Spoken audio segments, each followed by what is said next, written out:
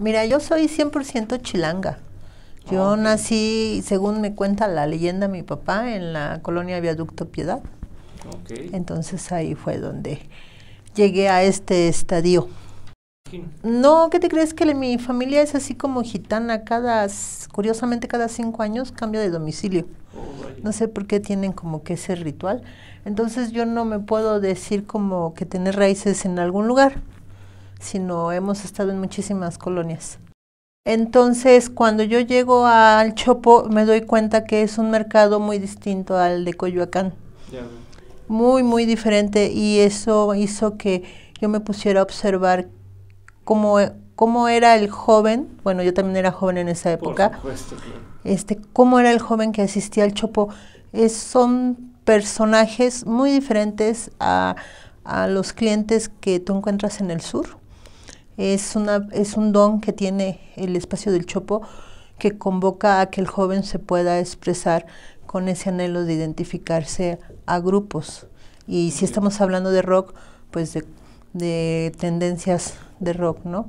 Entonces cuando yo llego y empiezo a ver que hay una vestimenta diferente, yo empiezo a diseñar y yo empiezo a hacer accesorios para los chavos, ¿no? Claro. También anteriormente hacíamos guardias para el cuidado del espacio, y encontraba a otros jóvenes de mi edad que no tenían puesto y que querían vender sus productos, y yo los invitaba.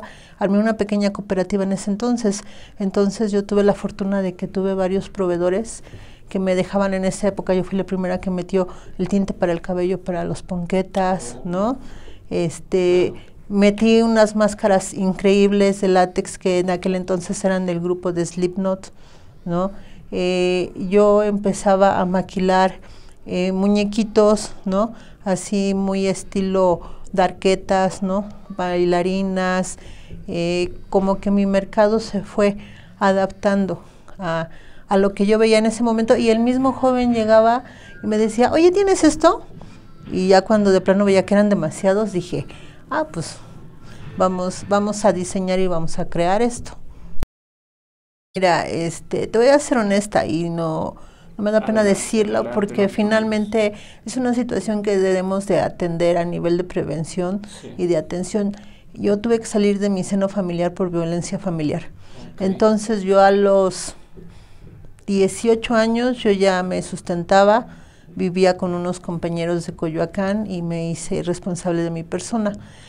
Eso ayudó a que conociera muchos lugares, y aún ya estando en el Chopo me permitió viajar a varias ciudades y a otros países.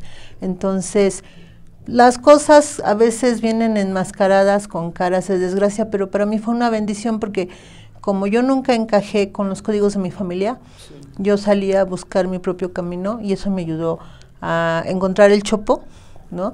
A encontrar otros lugares, otros amigos y otros espacios.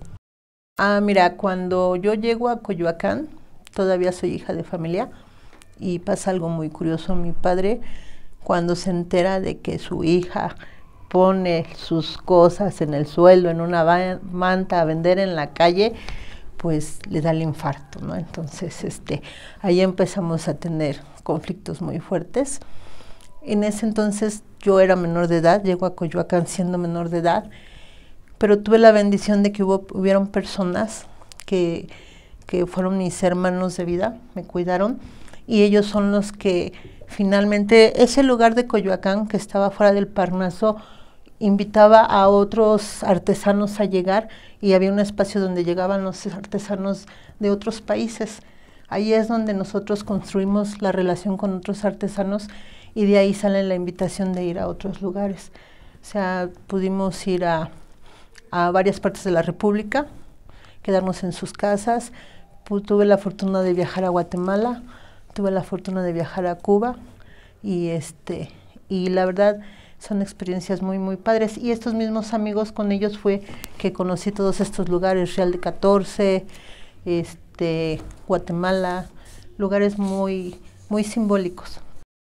La manera en que yo llego al Chopo es porque un artesano que era un amigo, queremos llegar a vender a Coyoacán, pero es curioso porque luego de repente la gente, con la manera en que proyectas tu imagen, te pueden ver como recurso, como amenaza. En ese momento a nosotros no nos dejaron poner en Coyoacán, y me dice, vente, no te preocupes, vamos a ir a un lugar donde estamos muchos artesanos y nos ponemos acá, y era en la explanada que estaba fuera del Chopo. Ahí yo llegué en el finales del 88, y tardamos ese grupo de compañeros en ser parte del Chopo como un año, año y medio, que fue que el Chopo nos absorbió, y entonces ya es cuando yo puedo introducirme a las entrañas del Chopo y empiezo a tener contacto con toda esta música, ¿no? Entonces fue...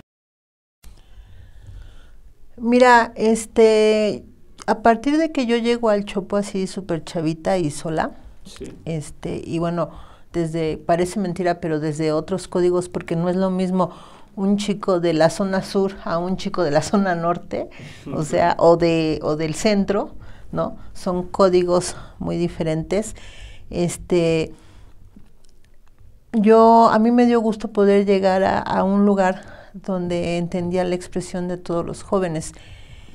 Y cuando yo llegué, para mí no fue sencillo el poder llegar, el poder conseguir un lugar, el poder cuidar ese lugar yo sola como mujer, teniendo menos de 20 años, en un barrio tan pesado como La Guerrero, con unos compañeros con otra forma de pensar.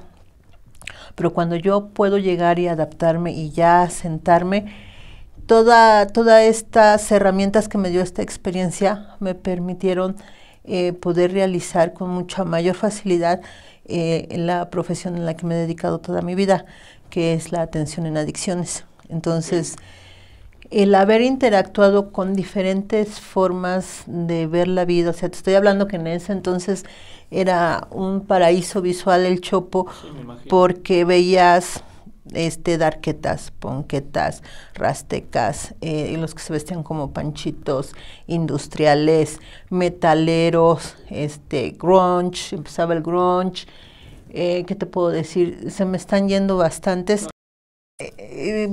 Yo creo que más bien es una cuestión más global, Sí. desde la idiosincrasia de nuestro país. A la mujer no se le ha enseñado desde el seno familiar a empoderarse como ser humano y como persona plena, ¿no? Entonces yo creo que la responsabilidad es, desgraciadamente, no tanto ni del gobierno ni de las autoridades, sino de la propia familia, ¿no? Yo recuerdo a muchas chicas que en ese entonces eran darquetas, eran ponquetas, yo las veía, haz de cuenta que de 8 varones veía 2, 3 chavas, ¿no? Pero así cotorreando al mismo nivel que los chavos, ¿no? Siempre ha sido como que a nivel cuántico ha sido mucho menor. Yo he visto que ha sido mucho menor que una mujer se pueda atrever, ¿no? A expresar su gusto, sus tendencias. En ese entonces, te estoy hablando del 89, ¿no? Mira, a pesar de que yo soy súper fan del rock en mi idioma, hay ciertos grupos que, aunque yo no entienda lo que se dice a través de la letra, hay una energía que transmite, ¿no? A mí me llega a transmitir energía que siempre me ha ayudado como a seguir adelante, a tener un chingo de fuerza y un chingo de agarre, ¿no? Entonces, por ejemplo, yo cuando estuve embarazada de mi hija, yo no tuve antojos ni de pastel, yo todos los días oía el de Nirvana, el que está el bebecito en la alberca, ¿no? Ese fue mi antojo de embarazada. Entonces, era una cosa de que todos los días, ¿no? Y lo mismo cuando me siento así nostálgica, pues oigo Radiohead. Cuando me quiero acá poner oigo Yes. Pero yo soy así, yo soy como una cuestión de mezclas, porque traigo toda la cuestión, te digo que fui a Real de 14, tuve contacto con el Hikuri, entonces es una mezcla entre lo místico, lo artesanal, con la fusión del rock y las corrientes. Entonces, tanto me puede gustar Yes, como me puede gustar Tool, ¿no? Entonces, y bueno, ¿qué te puedo decir? Pero más que nada es esa energía que despiden las notas, ¿no? Es algo que trasciende más allá del mensaje que conceptualizamos mediante la palabra. Por ahí hay algo que si algún día llegan a escuchar que dice que una de las barreras que se pone el ser humano es cuando las emociones les pones la barrera y las conceptualizas con palabras, cuando en la humanidad solamente existen dos verdades, dos emociones reales, que es el amor, y cuando no se entiende bien se convierte en miedo, ¿no? Entonces, ¿qué te puedo decir?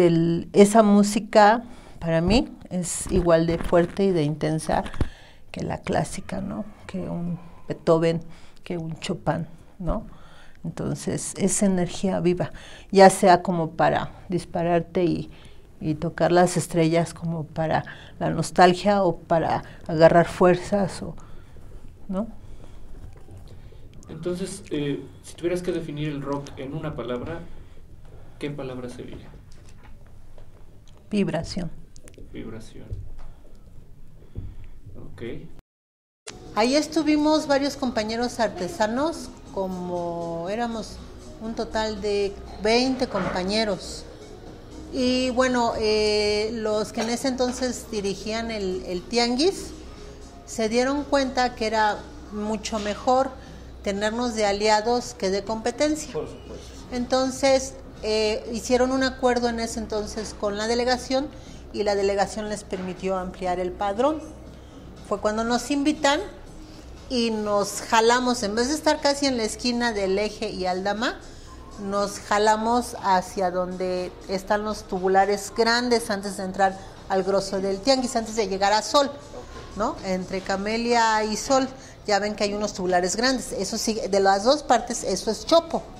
Entonces, cuando nos dicen, vénganse para acá, nos ponen en el piso, pues nosotros traíamos esa idiosincrasia de la mantita en el suelo y poner tus cositas así. Ellos ya traían tubular, entonces nos ponen pegados a la pared y en el arroyo.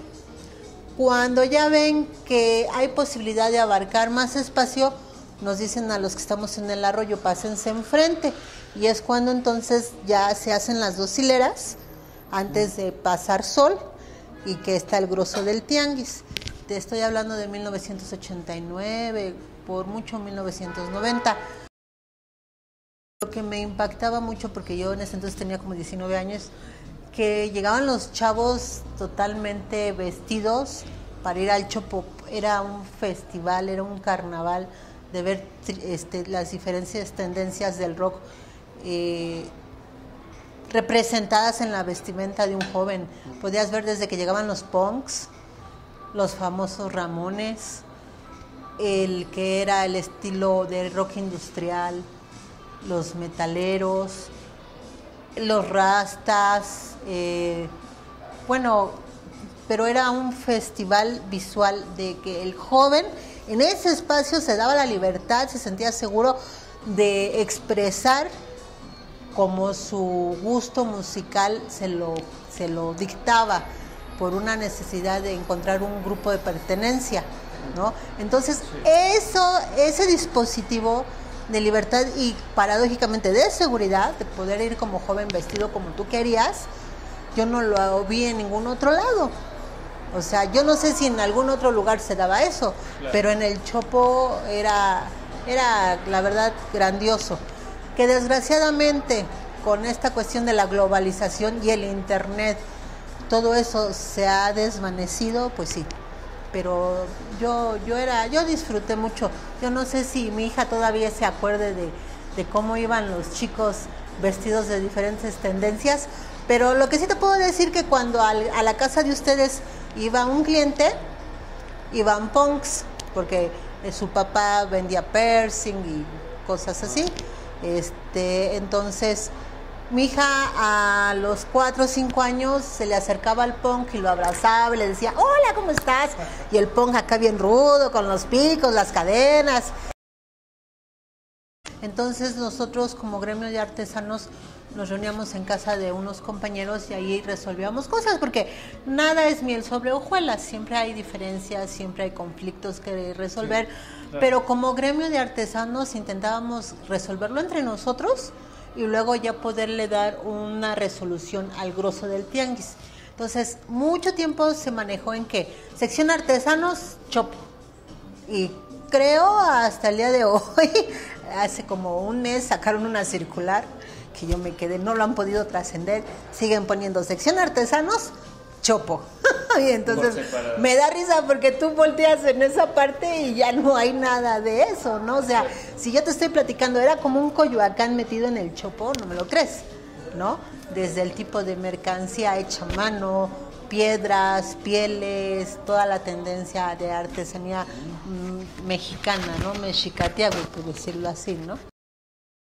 Entonces, el ser parte de una organización cultural de rock que tiene esa capacidad de convocatoria y que sobre todo siempre se ha preocupado de darle un espacio de socialización a los chavos, y a los chavos, que lo vuelvo a repetir, están en busca de símbolos de identidad no comerciales.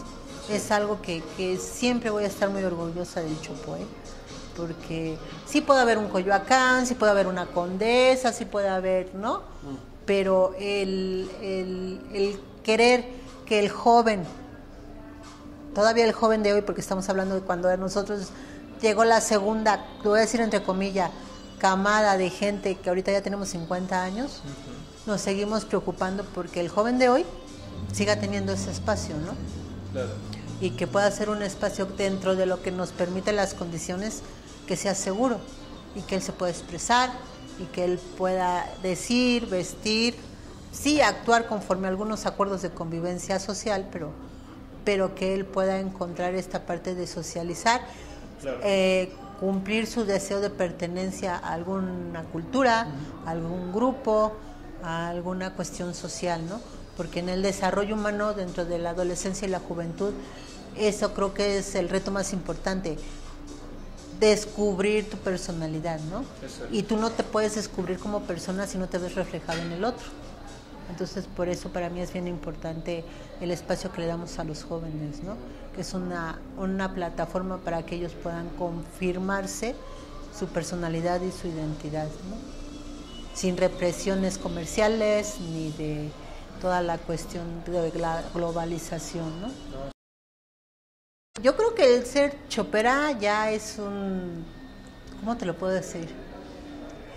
No es un mal necesario, por supuesto que no, claro. Pero sí te esculpe como persona a la hora que convives, socializas y te desarrollas, incluso en los trabajos, porque te da herramientas que una persona que trae más una vida como de oficina, así como más ortodoxa, no lo puede hacer. Te digo porque mi trabajo de esos años era realizar diagnóstico en comunidades complejas o puntos rojos. Entonces, cuando tú te tenías que ir y meter a vecindades, a unidades habitacionales, a espacios públicos complicados, no cualquiera de mis compañeros yo veía que tenía esa seguridad. Y afortunadamente yo le agradezco mucho al Chopo que el de haber llegado tan chiquita y encontrar ese eclipse de culturas y de cuestiones visuales, de idiosincrasia, de códigos muy distintos a lo mío, me ayudó a saberme mover cuando a mí me mandaban a iniciar este tipo de diagnósticos en comunidades muy complicadas, ¿no? Y sobre todo que la gente se daba cuenta que yo andaba como si me hubiera metido a la unidad habitacional de mi casa o a la vecindad de mi casa. O sea, yo llegaba ahí, buenas tardes, con permiso, buenas noches, buenos días, y a lo que íbamos, que nuestro objetivo de ese trabajo era invitar a la gente a actividades para prevención de riesgos psicosociales. Entonces, yo creo que sí se lo debo mucho a los años de convivencia en un espacio tan enriquecedor y paradójicamente con tantos elementos que entender y que surfear que se dan en el Chopo, ¿no? No es salvarlo, mantenerlo, ¿sí me explico? Porque, mira, es una cuestión de simple, de cronología. Cuando yo tenía 19 años y llegué allá, los primeros compañeros que se hicieron cargo tenían 45. Yo ahorita tengo 48. Muchos compañeros ya trascendieron. Ya renunciaron. No, ya fallecieron, ya trascendieron. Otros por cuestión de salud ya no pueden asistir. Se tienen que retirar. Y otros realmente no entendieron cómo hay que adaptarse a esta globalización del Internet, que si lo utilizamos bien puede ser un recurso y no una amenaza, porque desgraciadamente muchos de ellos eran de long play, de CDs, de música, que era el ritual de ir adentro del tianguis y ahí conseguir el objeto. Ahora por esta globalización, por esta tecnología, te metes a Spotify o por decirlo así, consigues todo. Entonces no digo que se haya terminado, es que todos los que somos un ícono a nivel social de la cultura tenemos que entender esta transformación y tener una plasticidad para adaptarnos. Es como la misma jornada, o sea, la jornada no te vende el mismo tiraje que cuando empezó. De hecho, por eso ahorita hay un director de jornada en internet y lo han estado entendiendo. Entonces, muchos compañeros, desde mi humilde opinión, no han sabido leer este cambio y se han desesperado y efectivamente han dejado el lugar. Y a la responsabilidad de los que no estuvimos o de los que sí estuvimos, de no haber normado que sí entraba al tianguis, porque esa génesis y esa esencia sí se ha diluido. Bien dice mi hija, dile qué mercancía trabajábamos cuando estábamos tú chiquita. Pues yo me... Yo sigo poniendo el dedo en el renglón, sí, con todos los detalles, complicaciones, complejidades, retos que hemos tenido y estamos teniendo a la fecha de hoy.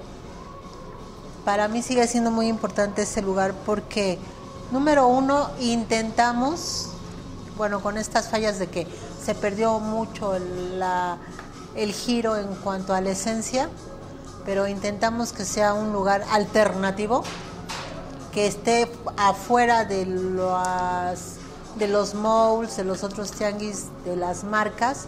Se intenta, te vuelvo a repetir, hay cositas que se nos fueron de la mano. La libertad de que sabes que vas a poder convivir, que vas a poder platicar, intercambiar, buscar, encontrar, explorar, vivenciar cuestiones de música, de cultura del rock. Y paradójicamente sí, o sea, tal vez no se viva esa seguridad que nosotros anhelábamos que hubiera como hace muchos años, sí, pero sabemos que es un fenómeno que en toda la ciudad se vive, ¿no? Y más si estás en un lugar que sabes que es un imán para los jóvenes, también trae la parte oscura de esas cosas para los jóvenes. Siempre hay un riesgo. Entonces, el punto es que, ¿por qué creemos que es importante que siga? Porque a pesar de todo eso, queremos que siga siendo un espacio para que el joven, el no tan joven y el que siga teniendo el alma joven aunque se le arrugue el cuero, se pueda expresar, pueda convivir, pueda sentir la música, la pueda vivenciar, pueda ir vestido de como quiera, pueda expresarse como quiera, siempre y cuando con los acuerdos de convivencia básicos, y que no queremos ser una copia de un parque temático transnacional o internacional, ¿no? O sea, que cada uno de los chavos que vaya ahí pueda expresarse, sí, pueda aportar, ¿no? Porque he de decirte que muchos de mis proveedores eran chicos que sacaban algo y decía, guau, vente para acá. Entonces, porque siempre va a haber jóvenes, y lo vuelvo a repetir, una meta de la etapa de desarrollo de la juventud y de la adolescencia es encontrar tu identidad, verte identificado, ver que perteneces a algo, a un concepto, a un valor, a una manera de ver la vida. Y afortunadamente creemos, es nuestro anhelo de que el Chopo no se vuelva un centro comercial más, ¿no? Claro. Siempre una contracultura, ¿no?